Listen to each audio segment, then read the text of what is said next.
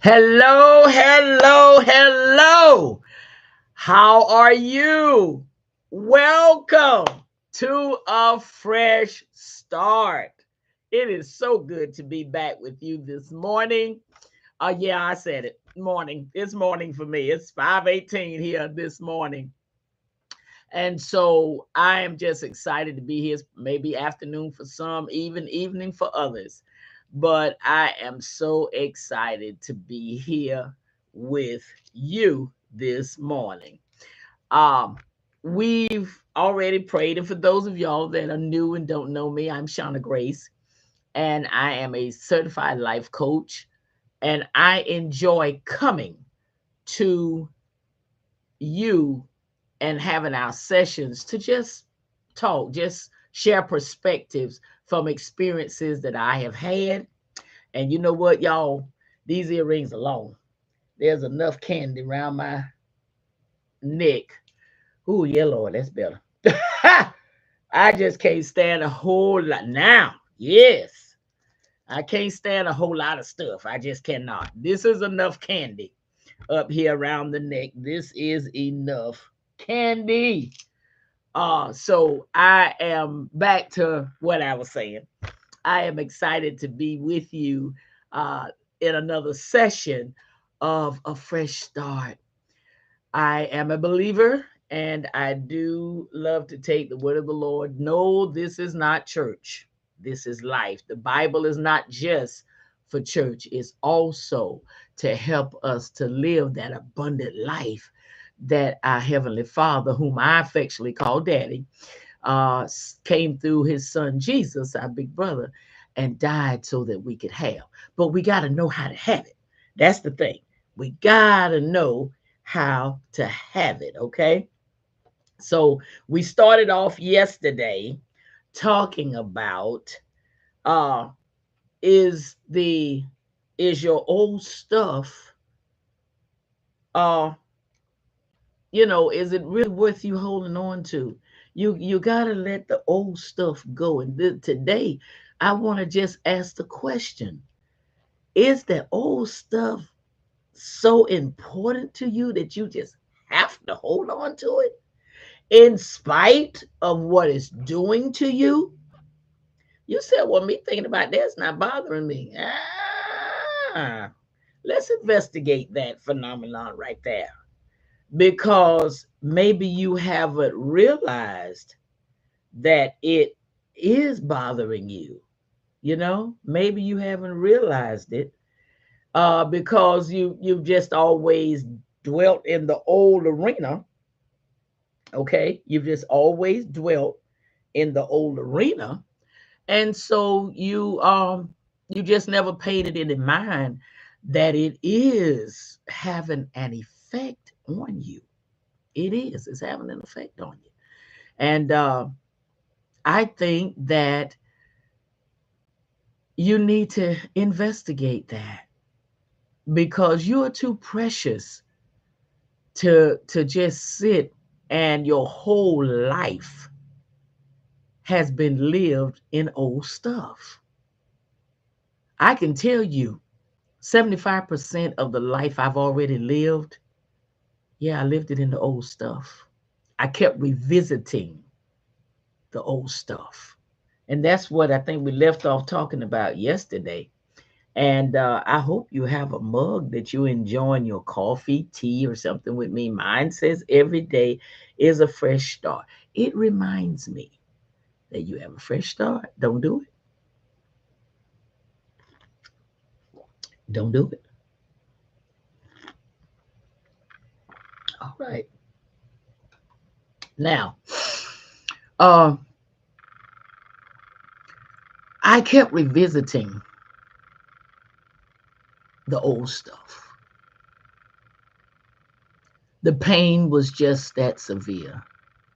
But the principle of what had happened was what took me completely out.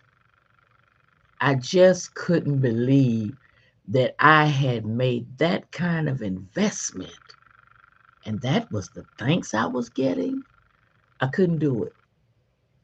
I couldn't wrap my head around it.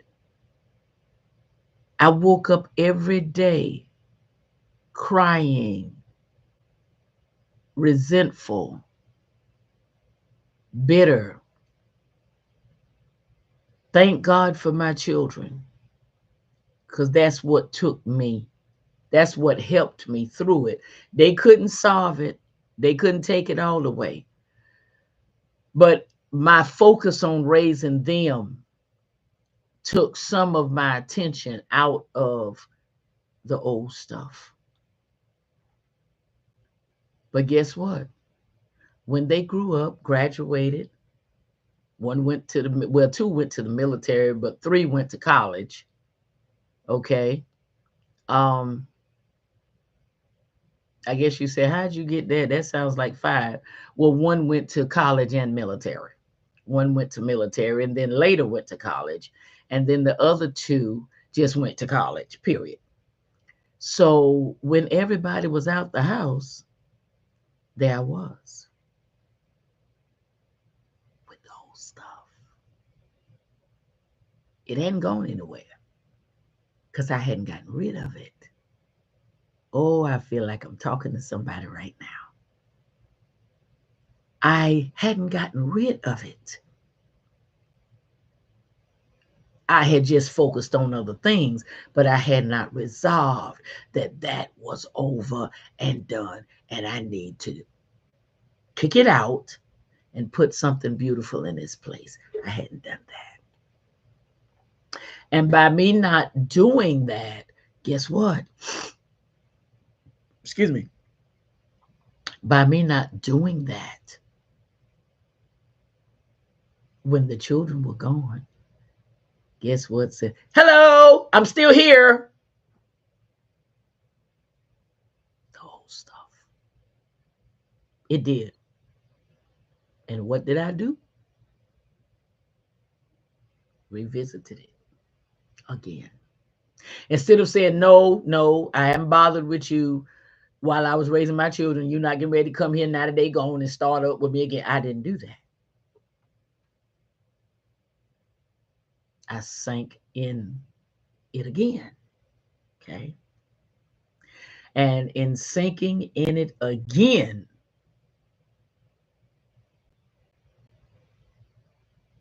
I messed some things up. Mainly me. Mainly me. Okay. Listen, the memory and the situation will always be in your subconscious file cabinet. It will always be there.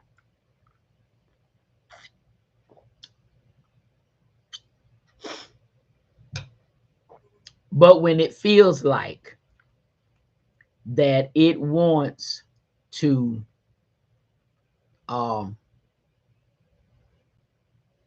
come out of that file cabinet, you have to put it back in. It's I don't need you. Get back in the file cabinet. Because if you ever let it out, it's gonna go for the jugular vein. And you know what they say about the jugular vein? If anybody stabs you in your jugular vein, or if a bullet hits you in your jugular vein, you got about 3 minutes and it's out. You're over. That's it. You're gone. Can't nobody save you. It's out. I don't know what that jugular vein is hooked to, because I have not studied the inside of the body to that degree. But whatever it's hooked to, you got 3 minutes. Somebody better find you. Because if not, they can't even stop the blood if they don't have the right utensils to do it with, right tools. Okay. So your old stuff has a jugular vein to it. And if you don't catch it as soon as it jumps out and put it back in, you about to bleed to death and die. Not naturally, but mentally, emotionally, and spiritually. You about to bleed to death. And all of that is going to be, what's the word I'm looking for? All of that is going to be of no use after you're gone. Now just think about it. Once you're dead, all of that old stuff, it dies. Because you're not there to revisit it. It dies. Well, if it can die, if you die, then why not kill it while you living by creating your abundant life, your rich life, your fresh start, and let it stay buried, and you go on and live the most phenomenal life you could ever live. Because you stop revisiting the old stuff. Your freshness could evolve because you stop revisiting the old stuff. That Isaiah 43:19, where Daddy said, look, I'm doing something new. Can't you see it? Now you can. Now you can, because you stop revisiting the old address. You can be more of who you are now because you start revisiting the old address. I can't tell you how abundantly good I feel. Y'all, I told y'all learn something about me. My hair just got to be right. Okay. I can't tell you how phenomenal I feel, because I catch, and really Daddy catches it for me. Because just this morning, now what happened was 2 days ago. This morning I headed to the laundry room, and here comes that thought. Daddy said, I said, thank you, Daddy. I said, no. That was 2 days ago. I'm not revisiting that. Moving on. See, that's what you have to do. You have to. And you can't expect nobody to do it for you. Sometimes we get in the dump and we want everybody to come pull us out. Honey, can't nobody pull you out that ditch of depression but you. They can't pull you out. They'll be talking, and the more they talk, the deeper you going down in that depression. Because every time they say something, here you go. Yeah, but. They say something else. Here you go. Yeah, but.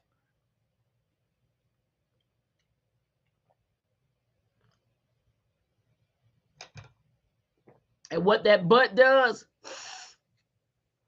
that but kicks out everything they said to get you out of that ditch. And whatever you say going forward keeps you in there and sinks you deeper. I don't want to stay in a ditch. I don't want to even be in a ditch, let alone stay in one, live in one. But I did. Didn't know that's what was going on because I was young. That incident happened at 18. And 40 years later, I was still looking at it. 40 years later, yeah. You remember the man in the Bible that sat at the pool for 38 years and still hadn't got in the pool? Yeah. Yeah. I used to ride that man until Daddy said to me, you got something you've been sitting with for 38 years and you still sitting with it. And that was that incident. And you know what I said? Oh my God. I was embarrassed that Daddy even had to say that to me. But you know what?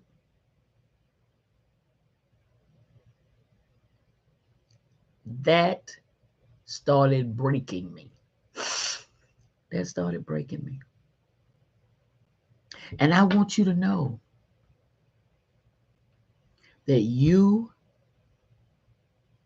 can stop going down the old road, the old pathway to the old address. You can do it. I couldn't tell you if I hadn't done it, but I did it. And guess what? There was nobody around to help me but Daddy.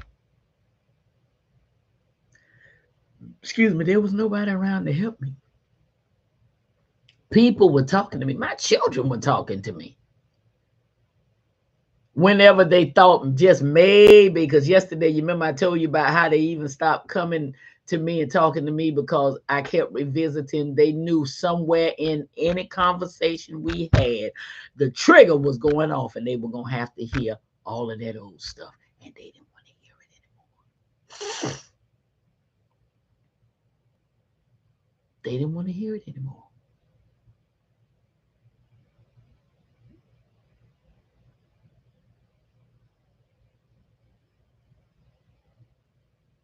And guess what?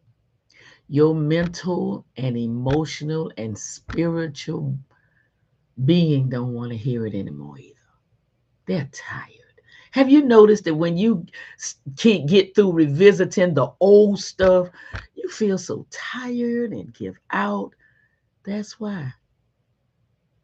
Your body is not designed to keep the old stuff and to keep revisiting it.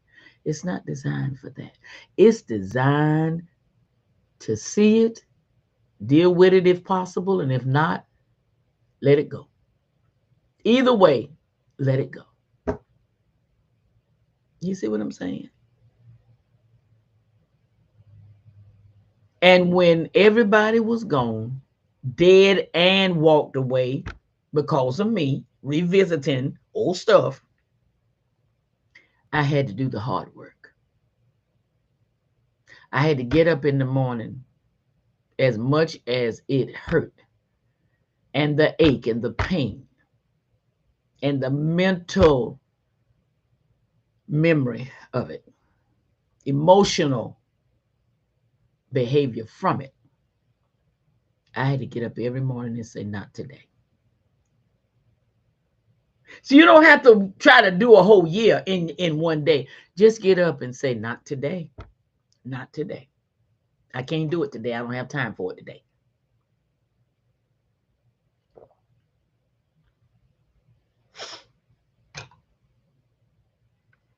Remind yourself, I don't have time for it today. Don't even say maybe another time. You know how people call and say, can you do this? Can you do that? And you say, baby, I don't have time to do that today. Maybe another time. Call me another time. Don't tell old stuff to call you another time. Just look at it and say, not today. When it comes in your mind, not today. Not today. I don't have time for that today. And you keep telling it not today. And it keep coming every day. You keep saying not today. And you go on with your life. You're not sitting there keep saying, I said not today. I look at these parents, and this is a side note. I look at these parents and they're constantly telling you, stop. Didn't I say stop? Did you hear me say stop? Didn't I say, did you hear me? No. Because they're counting how many times you're going to say that before you sling something by them. And when you get to that time that they normally feel something come by them flying, that's when they get in their seat and sit down. You better tell them the first time, and the next time they do feel something, they'll know when you say it the first time, sit down. Tell you don't believe me, you better find my children. They'll tell you, we ain't doing this, boo. We're not doing this. We're not doing this. And that's what you tell. That's what you tell the old stuff. Not today. Okay? I need you to do that. From now until next Tuesday, we come back and talk some more about a fresh start. Not today. I'm going to leave that right there. That's a good place to drop off. Not today. As you go on through this day, and that old stuff that's full of depression and aches and pains and emotional disturbance and all of this, not today. And move on. Get busy doing something. Read, write, type, do something. Get busy doing something after you tell them not today. Okay? Listen, join me next Tuesday and I'll talk some more about your fresh start.